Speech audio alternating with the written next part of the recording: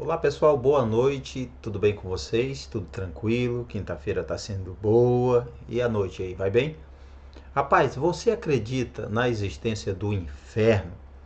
Você acredita nos anjos? E você acredita que é possível? Comenta aqui. Você acredita que é possível alguém ir no inferno, ver os anjos e ver Jesus Cristo? Nesse vídeo nós vamos reagir ao vídeo Homem vê a entrada do inferno, é salvo por anjos e vê Jesus. Esse é um vídeo aqui do canal O Céu é Real, tá bom? Vamos deixando um like. O link desse vídeo do canal O Céu é Real vai estar aqui na descrição. Vá lá, visite o canal, é um canal bem interessante. E assista o vídeo completo sem o Evandro falando, tá bom? O link vai estar aqui abaixo. Vamos lá reagir a esse vídeo? Vamos ver aqui, acredito que seja um vídeo bem interessante, tá? E você vai comentando aí se você acredita, né? O que você acha sobre o assunto, tá bom? Se você ainda não é inscrito, se está aqui pela primeira vez, inscreva-se, meu amigo, minha amiga, tá bom? Inscreva-se, assim você vai estar me ajudando. Comente, deixe o seu like, ative as notificações e vamos lá.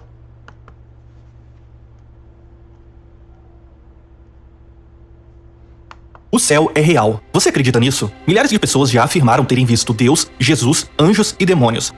Olha só, é verdade. Milhares de pessoas já afirmaram ter visto Deus, já disseram que viram Jesus, já disseram que viram o próprio diabo, tá? Muitas pessoas, tem muitas pessoas, vários vídeos até de pessoas falando, né, testemunhando, trazendo os seus testemunhos, as suas revelações. Isso tem muito mesmo. Mas você acredita?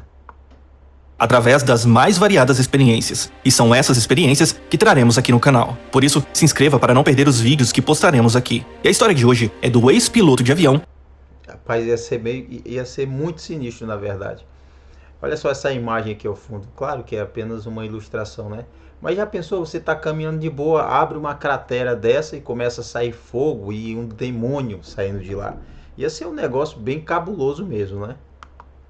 Jim Woodford. Jim teve uma experiência de quase morte depois de ingerir medicamentos para amenizar as dores causadas pela síndrome de Guillain-Barré. Jim diz que nunca foi religioso.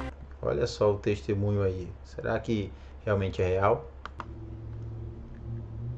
Vamos lá, vamos acompanhar bem atentamente, tá? Preste atenção nesse relato. Eu não estou pedindo para você acreditar, até porque vocês sabem que eu não acredito nessas coisas. Mas vamos assistir aqui para de repente ter alguma coisa interessante para nós, né? E que tinha uma visão materialista da vida. Porém, durante sua EQM, ele diz ter visitado o céu, ter visto uma criatura abominável saindo de um poço, além de anjos e de Jesus. Se você não sabe o que é EQM, é experiência de quase morte, tá? Experiência de quase morte, EQM. A experiência de Jim se junta àquelas que despertam a nossa atenção e nos fazem crer que a vida realmente é muito mais do que os nossos olhos podem ver. Os links das entrevistas e matérias de Jim Woodford estarão na descrição. Deus era como uma cor. Olha só, então foi esse homem que viu a entrada do inferno, foi salvo por anjos. Eu acho que ele estava caindo lá, né, no inferno e os anjos salvaram. E ele viu Jesus. Então ele que relatou o que ele viu e tudo o que ele passou nessa experiência de quase morte. A pergunta é, isso realmente foi um acontecimento real mesmo? Isso aconteceu? Ou será que foi apenas um sonho devido ao estado em que ele estava passando, né? Comenta o que você acha. Coisa pra mim. Eu vivia o que eu achava que era o sonho americano por excelência, com uma carreira de sucesso, negócios de sucesso. E ainda assim, eu acordava no meio da noite com um anseio dentro de mim, que eu...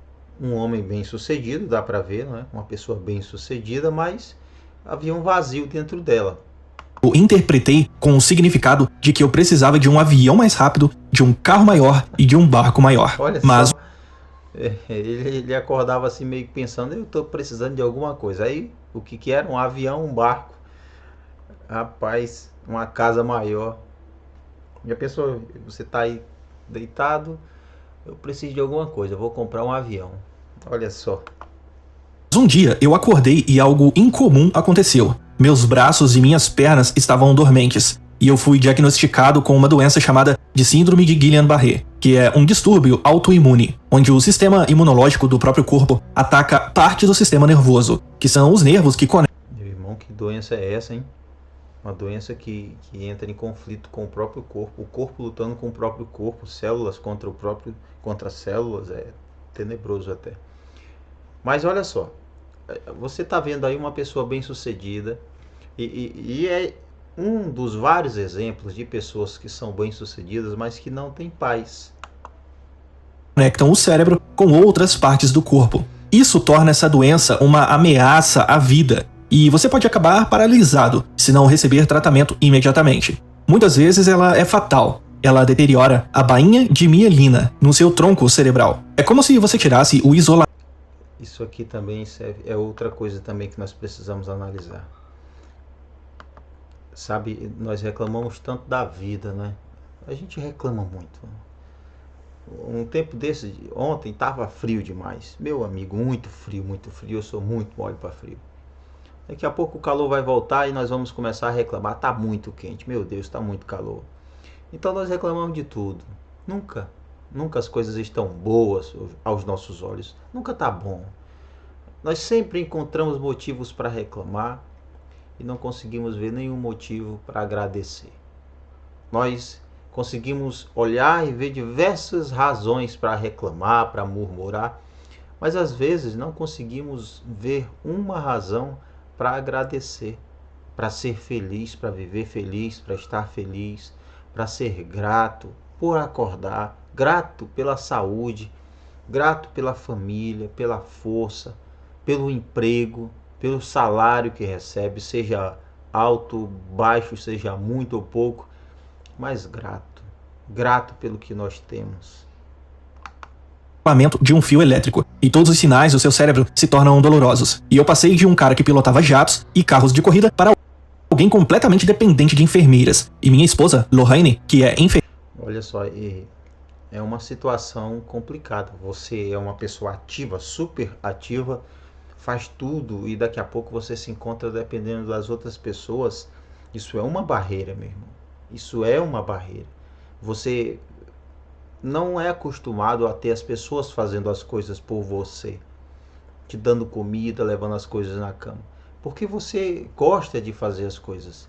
E aí você se encontra num estado de saúde em que é preciso as pessoas praticamente se movimentarem por você. É difícil? A enfermeira cuidou de mim. A dor era tão forte que eu tinha dor ao piscar a sobrancelha, e eu me treinei para piscar um olho de cada vez. Cada piscar do meu olho doía, e não apenas os meus olhos, mas também todo o meu corpo. Rapaz, que experiência de vida, meu amigo. Que testemunho esse, hein? Olha só tudo que ele enfrentou. Será que no lugar dele nós teríamos essa garra também para resistir, para lutar? Todo o meu sistema nervoso foi atingido por essa incrível doença debilitante. E, de repente, a dor ficou tão forte que eu tomei um frasco inteiro de remédio para a dor, para me dar alguma aparência de normalidade e alguma capacidade de dormir 2 ou 3 horas por noite. Eu comecei então a tomar mais. Se você já sofreu com dor de dente, dor de cabeça bem forte, você vai entender mais ou menos o que é que ele passou. Porque quando a gente está sentindo uma dor, nós queremos a todo preço, a todo custo, nos livrarmos dessa dor. E você já teve essa experiência ruim de não conseguir dormir, você está morrendo de sono, mas tem uma dor tão intensa que não deixa você dormir. E que quando você dorme, ela acorda você porque dói demais e você fica desesperado, quer um remédio de tudo que é jeito. É complicado realmente. Mais medicação do que deveria. Um dia eu estava tentando reunir energia para sair da minha caminhonete. Eu tinha ido inspecionar um campo que eu estava tentando vender. Eu vi um frasco de medicamento prescrito. Eu deveria ter me tocado que o que eu estava consumindo era para parar a dor quando tomei o último medicamento na noite anterior. Bem, eu estava de frente para o pôr do sol, por alguma razão. Eu não planejei dessa maneira, e de repente... Olha só, daqui a pouco ele vai contar a experiência, tá bom? A história está desenrolando aí, contando quem ele era, o que ele fazia, o momento difícil com essa enfermidade que ele estava enfrentando. Meus pés começaram a queimar. como se estivessem pegando fogo. Minhas mãos e dedos começaram a queimar. E quando aquela sensação de queimação subiu pelo meu corpo, indo dos meus braços em direção ao meu peito, eu soube que tinha feito algo realmente catastrófico. E foi então que eu disse as 3 primeiras das 6 palavras que eu acredito serem responsáveis por eu estar aqui hoje, junto com as orações da minha família. Naquele último instante, na minha consciência. É só 6 palavras. Agora eu fiquei curioso. Eu não assisti esse vídeo todo, eu assisti só o início. Então, 6 palavras fizeram com que ele estivesse vivo, pelo menos até o dia em que gravou esse vídeo. Vamos lá ver quais são essas 6 palavras? Eu olhei para o sol se pondo e levantei minhas mãos. Me lembro que eu estava tremendo violentamente e gritei: Deus, me perdoe. Eu gritei de uma parte de mim que eu nem sabia que existia. Não por medo, pois eu já tinha enfrentado a morte algumas vezes como piloto, mas eu tive essa sensação Deus me perdoa. Então essa é a primeira palavra. Esmagadora naqueles últimos nanosegundos da minha vida, de que eu tinha desperdiçado esta bela vida que o Criador me deu, e que eu nunca o honrei por essa vida. Eu estava apenas tentando expressar. Gente, essa é uma questão bem importante, sabe? A nossa vida, a vida, ela é uma oportunidade única. Ela é para muitos curta e para outros, mesmo que vivam 100 anos, curta também. É passageira. Jó diz que o homem nascido de mulher é de poucos dias e cheio de inquietações. É como uma flor que logo murcha, é como a névoa que vem e logo se vai. É como uma carne que apodrece. Então, a vida, ela é muito curta. Você precisa aproveitar a vida com sabedoria, sabe? Há aquele conceito, aquela ideia: curta a sua vida, faça o que você quiser, faça a vontade do seu coração. Cuidado mesmo, tá? Eu preciso colocar isso aqui para você. Cuidado, o coração, ele é mais enganoso do que todas as coisas, a Escritura diz. É desesperadamente corrupto. Só Deus conhece os corações de todas as pessoas. Nem você e eu conhecemos 100% o nosso coração. Tá bom? Então não confie no seu coração. Curta a vida realmente, aproveite a vida, desfrute da vida, mas com sabedoria. Não viva de forma irresponsável. Não viva como uma pessoa que não tem para onde ir ou que não vai para lugar algum após partir. Viva com sabedoria. Faça tudo com sabedoria. Não jogue fora a sua vida. Não desperdice sua vida com coisas fúteis, com coisas que não valem a pena, porque a sua vida é importante. A sua vida é valiosa e você precisa ver ela assim. Não sou eu que vou valorizar a sua vida. Você que vai valorizar a sua própria vida. Não sou eu. Você não precisa que eu olhe para você com algum valor. Não, é você. Você deve olhar para si mesmo. Você deve olhar para dentro de você e enxergar a pessoa que Deus fez. O ser humano inteligente que Deus fez. Tão capaz quanto todas as outras pessoas. Aproveite essa vida que você recebeu. É um dom. A vida é uma dádiva. É um presente que Deus nos deu. Viva com sabedoria. Não jogue sua vida fora. Não faça tudo que o seu coração quer. Pense antes de fazer qualquer coisa. A minha tristeza por não ter levado uma vida melhor. E de repente eu percebi que a dor horrível que eu tinha sofrido. A pessoa chegar lá no último dia de vida, cheio de arrependimentos. Eu devia ter feito aquilo, eu não devia ter feito isso, eu devia ter ido ali, não devia ter ido acolá. Você desperdiçou sua vida. Você não viveu o que deveria viver. Então, para que você não chegue no último dia cheio de arrependimentos, viva com sabedoria, meu irmão. Por todos esses anos, desde o aparecimento da Guillain-Barré, tinha desaparecido. Eu me sentia mais vivo do que nunca, e a dor tinha passado. Eu me sentia tão bem que saí pra fora da caminhonete, e andei cerca de 15 pés de distância. Eu sentia como se um casaco pesado e molhado tivesse sido tirado de mim, e toda a dor tivesse ido com ele. E então, eu olhei para a caminhonete, e tinha alguém nela. Eu fiquei muito bravo por alguém ter se atrevido a entrar na minha caminhonete. Foi então que eu percebi que o cara na caminhonete era eu.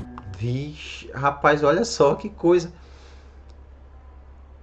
Ele sai do carro,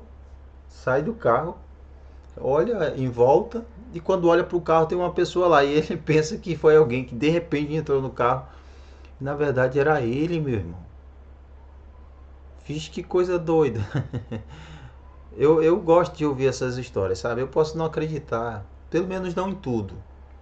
Mas eu acho bem interessante como as pessoas falam. Olha só, sonhos, de repente teve uma experiência assim. Mas não é que essa experiência vá servir de regra para todos nós. Não, uma experiência que ele teve. Eu não acredito é quando a pessoa diz que viu Jesus. No caso aqui diz que viu Jesus, não é tudo. Eu não acredito.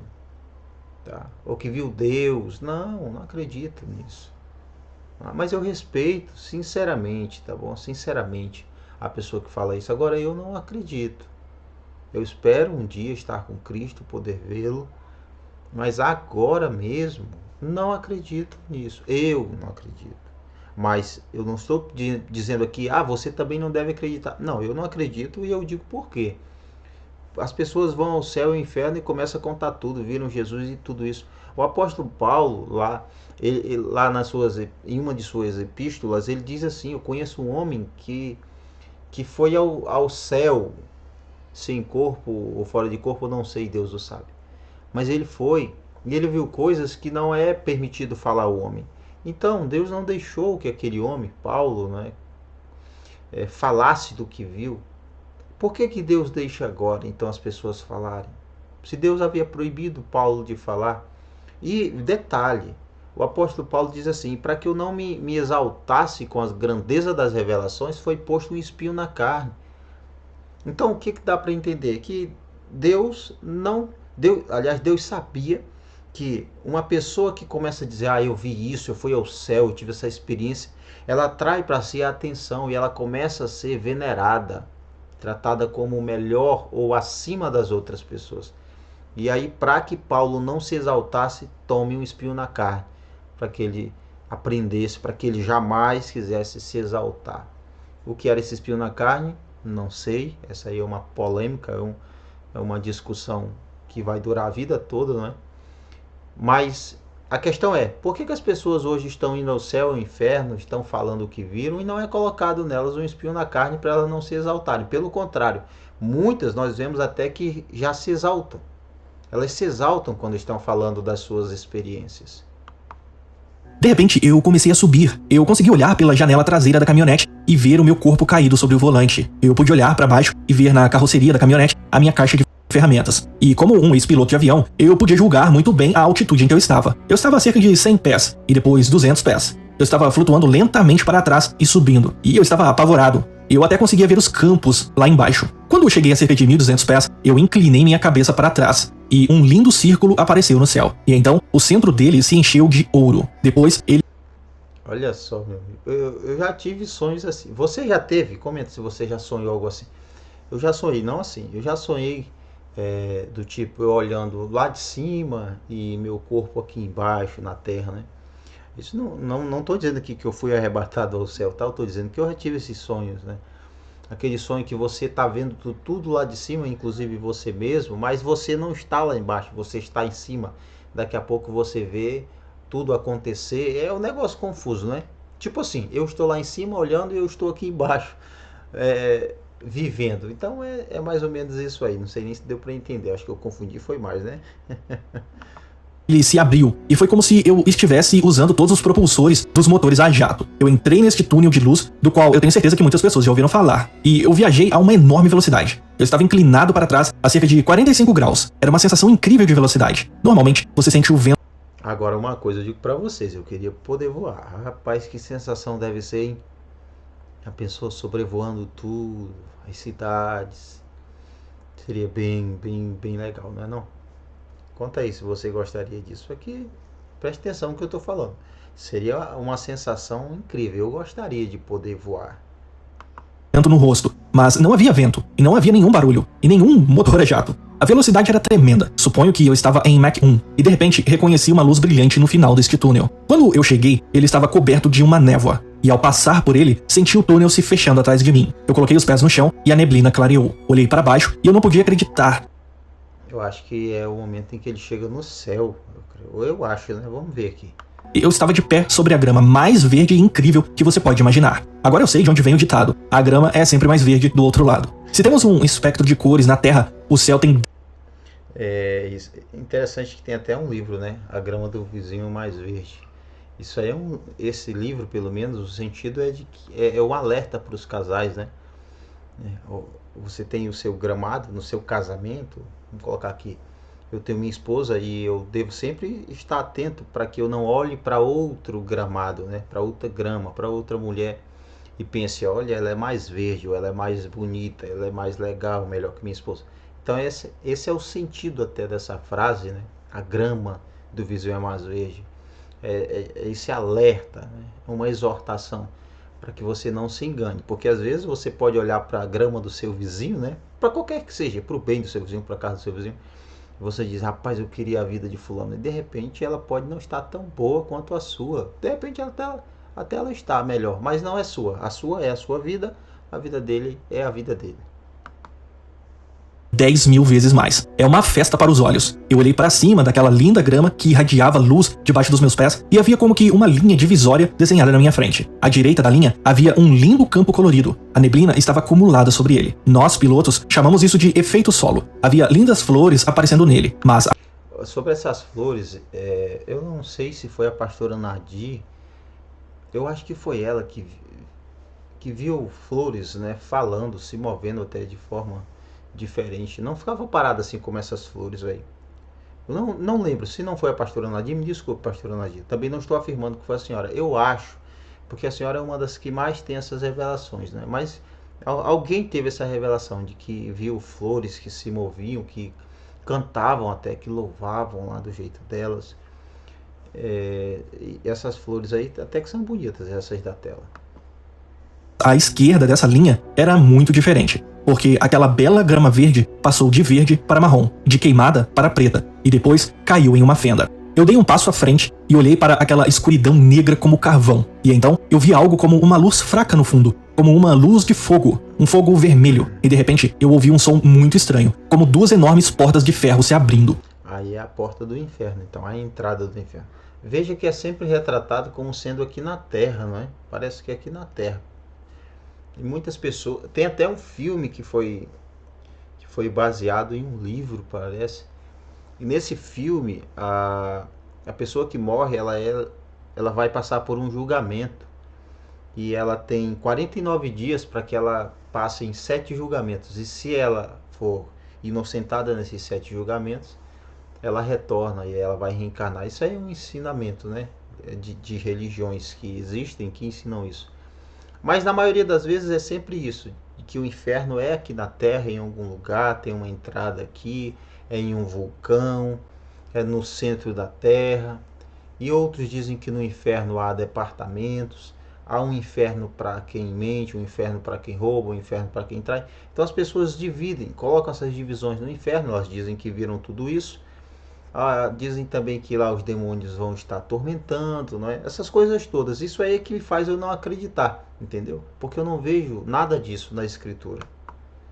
E de repente, emergindo daquelas portas, estava a criatura mais abominável que você poderia imaginar. Hollywood nunca poderia replicar o que eu vi. Eu estava vendo aquela coisa saindo, e de repente... Olha só, rapaz, o que será que ele não viu, hein? Se foi sonho ou revelação, não importa.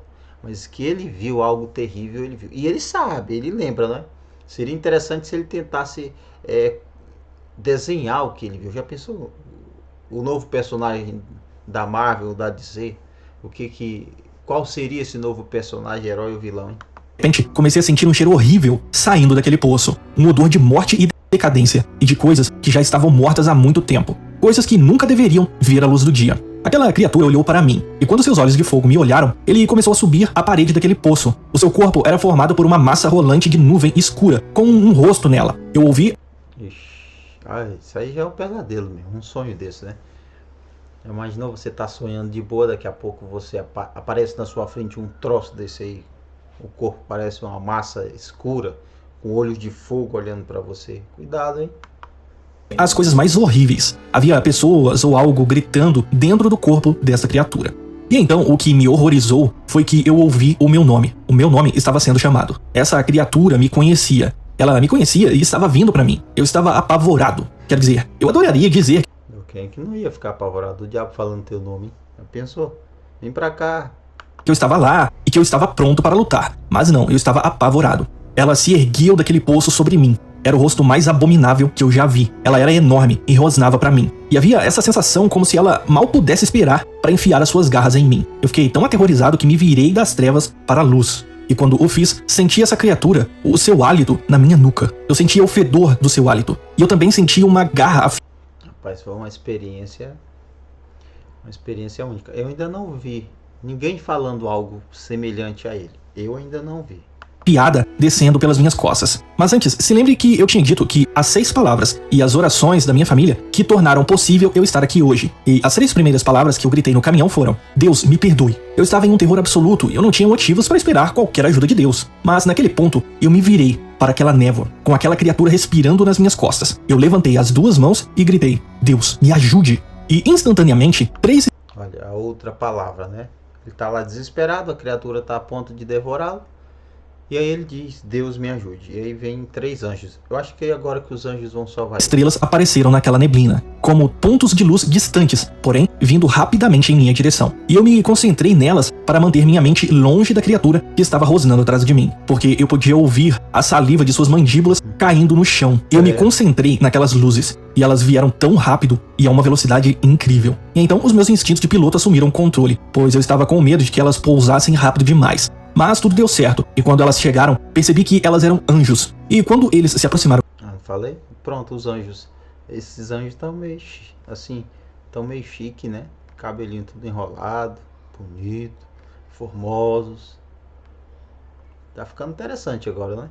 De mim, sua bela luz me atravessou e atingiu aquela criatura, que ao ser atingida, desceu naquele buraco como um rato correndo para se esconder. Deus tinha ouvido o grito de alguém. Foi briga, meu irmão, briga.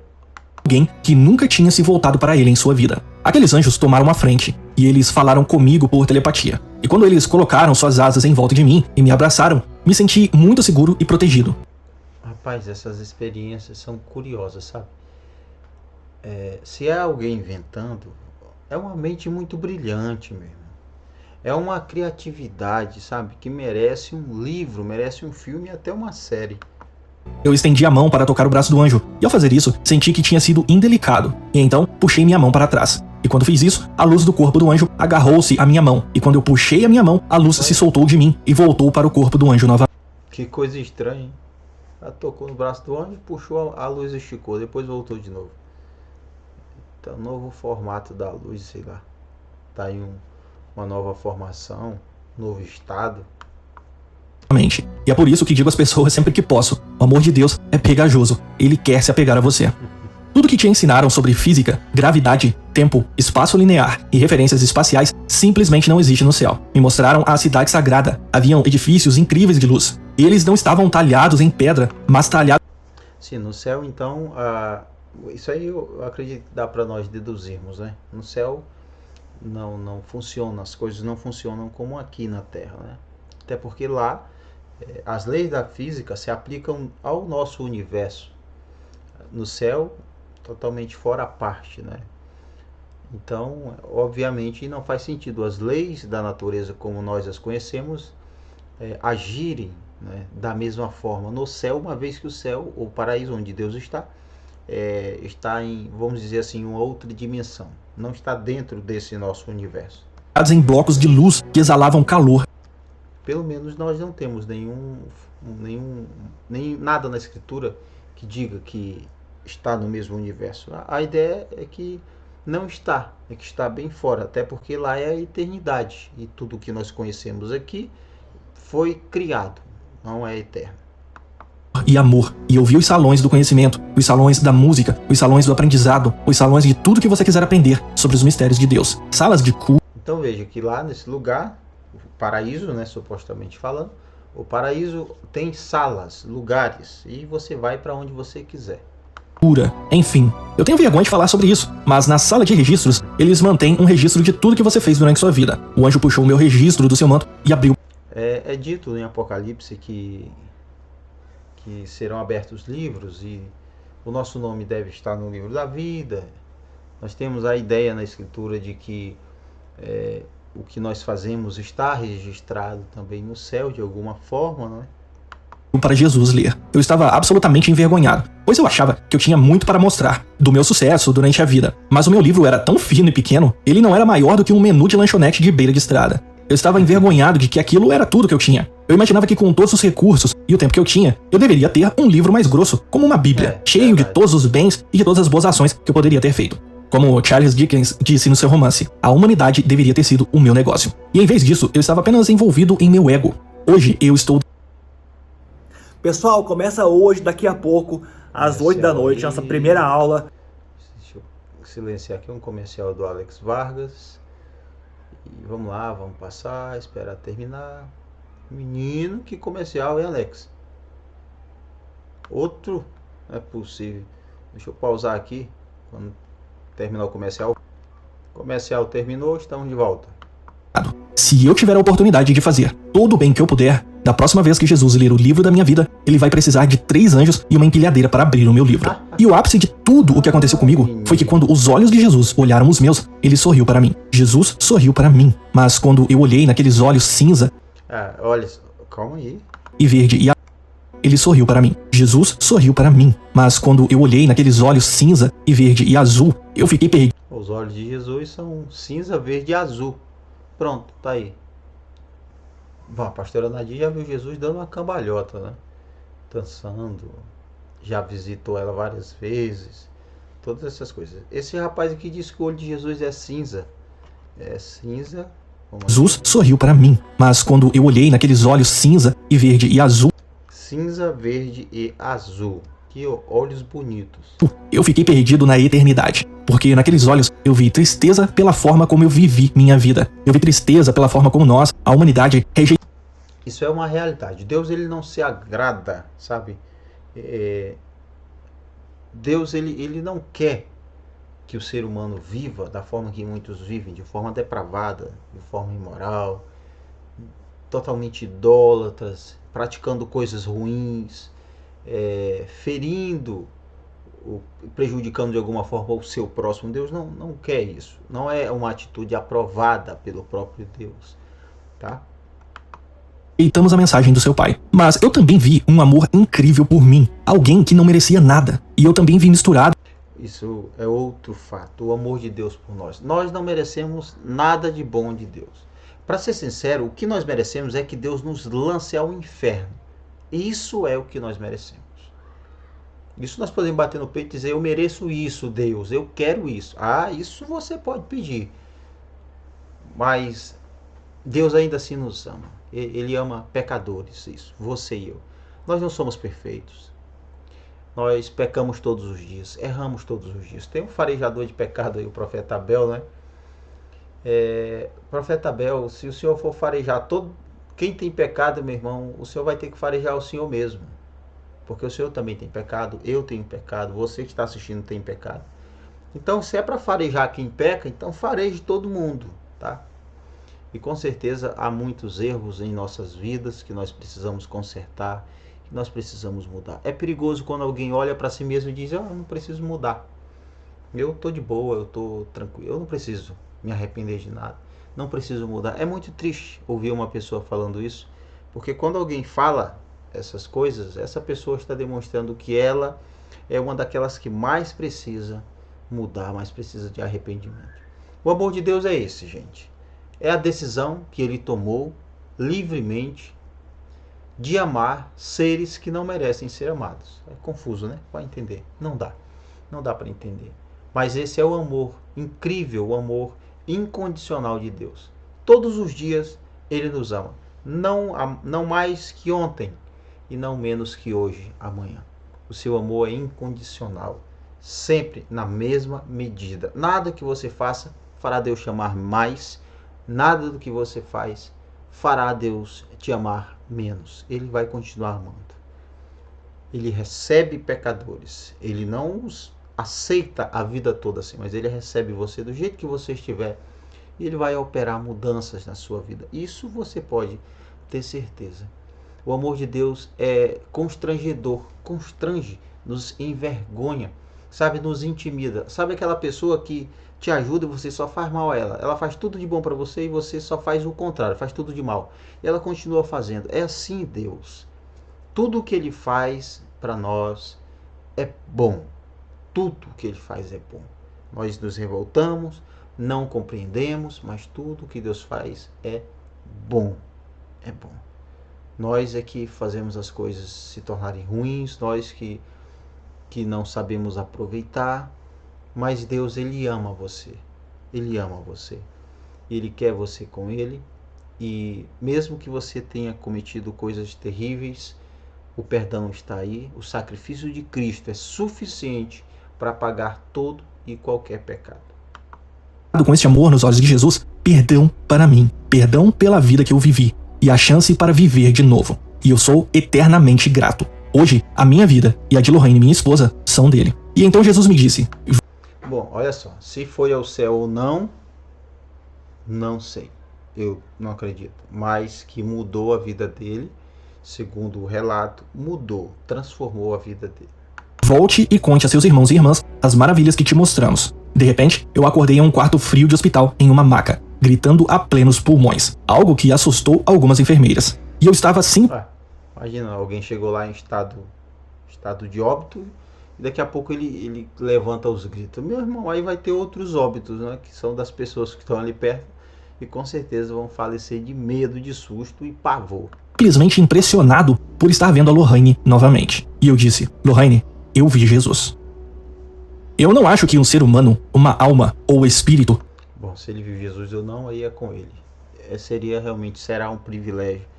Já pensou olhar para o rosto de Jesus, ver o próprio Jesus, ouvir ele falando com você, assim como eu estou falando com você, poder senti-lo, tocá-lo, abraçá-lo? Certamente, meu irmão, vai ser muito maravilhoso. Pode passar por essa experiência e não ser profundamente mudado. E eu sinto como se tivesse realmente nascido de novo. Não só voltei da sepultura, como eu disse, eu não sei se ele foi ao inferno ou não, é com ele, se ele, realmente isso aconteceu ou foi só um sonho, não é? Mas fato é que mudou a vida dele. É uma experiência que transformou, que acredito deve ter tornado ele uma pessoa melhor, um marido melhor. Então foi bom isso acontecer de certa forma.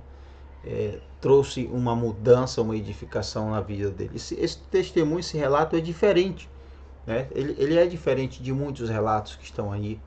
E até a forma com a qual ele fala também é diferente, porque a maioria que vai contar isso aí fala sempre se gabando, se achando. Mas aí no caso não, foi mais discreto, né? Foi mais discreto. A minha alma voltou do desespero. O meu espírito encontrou Deus outra vez, e eu serei eternamente grato. É isso aí, pessoal, esse foi o vídeo, tá bom? O nosso react, Homem vê a entrada do inferno, é salvo por anjos e vê Jesus. Mais uma vez, esse vídeo está no canal O Céu é Real. Vão lá, inscreva-se nesse canal, deixe o seu like, tá? Comente, compartilhe, visite o canal. É um canal bem interessante, olha só as temáticas. Hindu vê Jesus durante tentativa de... Você tá vendo aí? Homem vê o inferno após acidente de carro. Parece ser o mesmo, né? Mulher vê o céu e o inferno após morrer por 11 minutos. O relato de tirar o fôlego de um rabino que foi no céu. Então, tem muito desses contos aqui nesse canal. Visite esse canal, se inscreva se você quiser. Assista todo o conteúdo, tá bom? Deus abençoe vocês, eu vou ficando por aqui. Tenham todos uma ótima noite. E amanhã, meu irmão, amanhã sextou, gente. Graças a Deus, nós vamos chegar lá com fé e com saúde, de bem, se assim Deus nos permitir. Sextou, meu amigo, sextou. E é isso aí, obrigado mais uma vez por assistir até aqui. Inscreva-se se ainda não for inscrito. Comenta o que você achou dessa experiência, se você já teve uma experiência parecida, ou se você teve outra experiência, conta aí pra mim. Quem sabe eu até gravo um vídeo, né, conversando com vocês, trazendo relatos, os relatos que vocês vão trazer. Muito obrigado, Deus abençoe você, até o próximo vídeo.